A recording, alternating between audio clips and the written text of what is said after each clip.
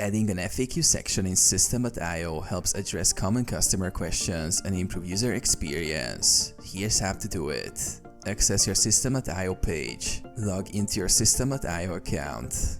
Navigate to Funnels and select the funnel containing the page where you want to add the FAQ section. Click Edit on the page to open the editor. Add an FAQ section. In the drag and drop editor, scroll through the available blocks on the left-hand menu. Look for a pre-designed FAQ block or create a custom one using text and accordion elements. Customize the FAQ section. If using an FAQ block, edit each question and answer by clicking on them.